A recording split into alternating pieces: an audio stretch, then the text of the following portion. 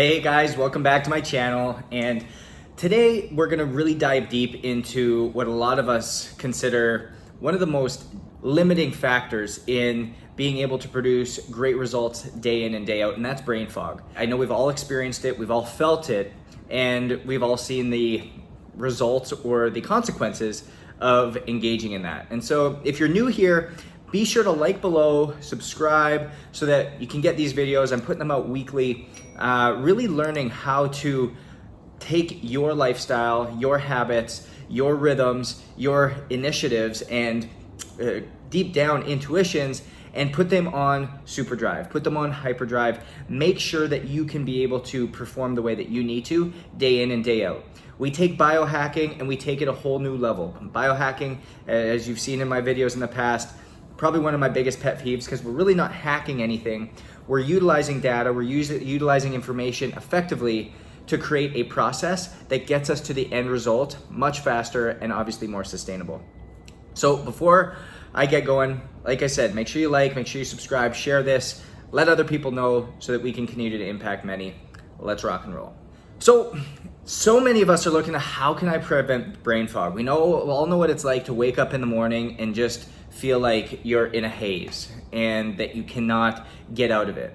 And we all know what it's like at 2 p.m. when all of a sudden we're dragging and we're like, I need a nap or I need a cup of coffee or something. And we end up getting into this vicious cycle of being wired at night, not being able to sleep, waking up in the morning fatigued, tired, going right to that coffee to get us going, and that's what's feeding our energy throughout the day. And we're trying to battle this brain fog all day long, and we know that there's this level in which we're not meeting. And so that first thing that we're gonna address is that fog we feel first thing when we wake up. And so how do we prevent that? How do we get to it? And if you haven't watched this video right here, this is the one I did on melatonin.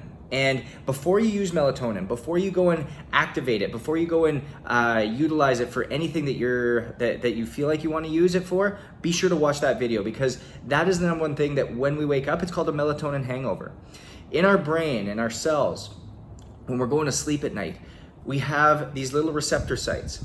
And if we're artificially supplementing melatonin, it actually holds on to it longer and keeps your melatonin levels elevated higher throughout the night, which obviously when we're waking up, that cortisol hasn't been able to really rev its engine yet. So we're gonna wake up in that melatonin fog. So that's number one, is really making sure we're staying away from melatonin. Number two, as soon as we wake up in the morning, as soon as we wake up, we wanna get exposed to that thing right out there. That's the sun. What happens is we have all of these photoreceptor sites around our body.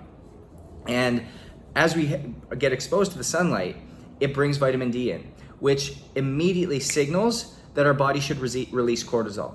So making sure that we get sunlight exposure first thing in the morning, it's gonna really enhance our ability to increase cortisol, which naturally decreases melatonin. And if we're not artificially supplementing a hormone, which again in that video you'll understand, really push against it, will naturally create this beautiful, what we call circadian rhythm or hormone cycle in our body, so that we wake up refreshed and really ready to move, okay?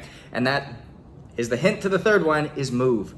Right when we get up, first 10, 15 minutes, it doesn't have to be a high intensity workout, it doesn't need to be a 5-mile run, it could be a yoga routine.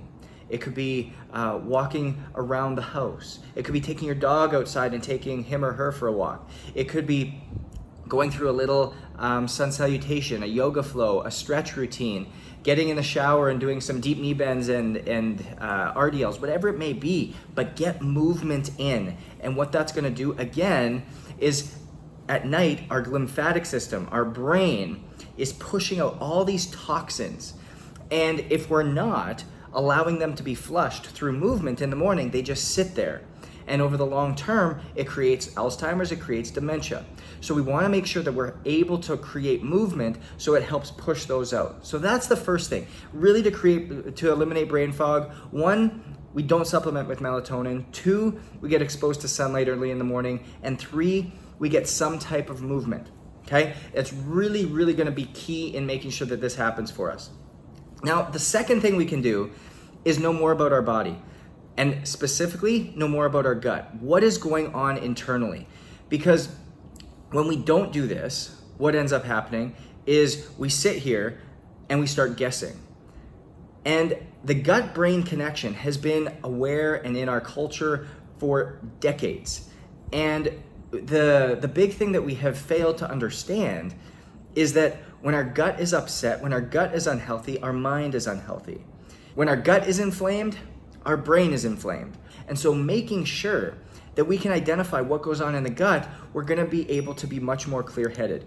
I know in the past videos, again, go up here, talk about the one on sleep, you'll hear there's 400 times more melatonin in the gut than is produced by our brain. And so we start to understand this gut-brain connection. And by doing a gut biome test, we're gonna start to understand, okay, great. What is our gut made up of? What's gonna work really well for our gut and what's not? And when we identify what's not, what's gonna create inflammation? Is it gluten? Is it dairy? Do we have a hard time breaking down artificial sugars? Do we have a hard time breaking down saturated or unsaturated fats? Do we have a harder time breaking down red meat? All of these things that are understanding within us, knowing that, hey, this is gonna be really hard on our gut today, or this is not. Do we need to be on a low FODMAP diet? Should we be eating a higher fat diet like a keto or a paleo? Should we be eating a higher carbohydrate diet? Should we be eating a more Whole30? It's going to give us that understanding of where we should be, not just where your favorite celebrity is eating or what your favorite influencer is eating, but something purposeful. And by making sure that that gut biome is healthy, and that what we're putting into our body from a nutritional standpoint and a supplementation standpoint is not creating inflammation and irritation. Because there is really nothing outside of inflammation and irritation that causes that rumbly gut. We all know what that's like. I mean, I personally have severe lactose intolerance, and I know if I take any type of dairy product in, it's about 10 minutes and I've got a severe issue. And I know for the next 24 to 48 hours, I'm lethargic, I'm sluggish, I feel like I'm in a fog, I can't think properly, I'm irritable. And so it goes right back to making sure that we are keyed in and clued in on what our body needs. So number one, making sure we have that morning routine down, okay? Not supplementing with melatonin, making sure we're getting up and getting some form of sunlight in. 3, making sure we get some form of movement in. And then utilizing some form of personalized testing, whether it's gut biome testing, whether it's DNA testing, and making sure we're really engaged there. And number 3 is really tracking that HRV. And why does HRV matter? We come back to what HRV is. And again, the complete guide to HRV right here. There's so much content here, guys, so much information that you can use in a real powerful way. But really tracking HRV, because HRV, again, is the measure of how our body is adapting to mental, physical, spiritual, and emotional stress. And the wild part about this, and what nobody talks about, is that your body doesn't know the difference between mental, physical, spiritual, or emotional stress. It only has one response. And so what that response is an increased heart rate, increased blood pressure, increased cellular respiration, increased breathing rate, increased thinking frequencies, and all of these increases in the metabolic function. Now, when we enter into a parasympathetic state or a relaxed state, those things start to slow down and we get clarity. We get clean of mind. We're able to focus on something. That's what we call getting into the zone, okay? We're in that flow state. Now, if we're constantly in a stressed state, there's no way we can be in flow. There's no way we can have a clear mind. So we could be really physically taxed and mentally, spiritually, and emotionally really relaxed. And that's quite often where we're at when we are running. That's why when we're just running or we're working out, we get all of a sudden these brilliant ideas.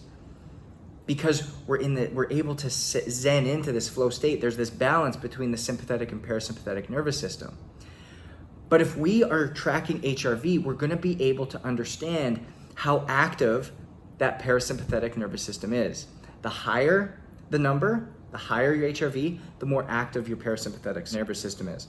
So if we have a chronically low HRV, it's a cue automatically for us to become aware to what's happening mentally, physically, spiritually, and emotionally around us, and where we can start to get some real depth to make sure that our impact and our mental clarity and that foggy brain can get pushed aside. Is that as simple as taking a 10-minute yoga break throughout the day? Is it journaling? Is it doing a brain dump before bed? And again, if you go into my sleep routines video up above, it's gonna guide you through all that. It's gonna make it really clear for you guys so that you can actually see it. You can actually push through. You can make it yours and truly articulate it so that it's something that's personalized. Everything that we do here, everything that we speak about is using data, using hard science and applying it to you. So we're taking you from the information stage to the transformation stage. Everybody has a massive amount of information. We all want the transformation, but that middle maturation area in between is hard to get, and that's what we're starting to dial in here for you guys, so you can use it, you can be different, and ultimately you can own it. So I hope you guys love this. Eliminate brain fog. Don't allow it to pull you down. Don't allow it to miss out on your next deal. Don't allow it to hold you back from truly opening up your world, whether it's in entrepreneurship, whether it's in your life, or whether it's in your athletic endeavors. Be sure to like this video, subscribe, share it, and we'll see you guys next week. Go own it.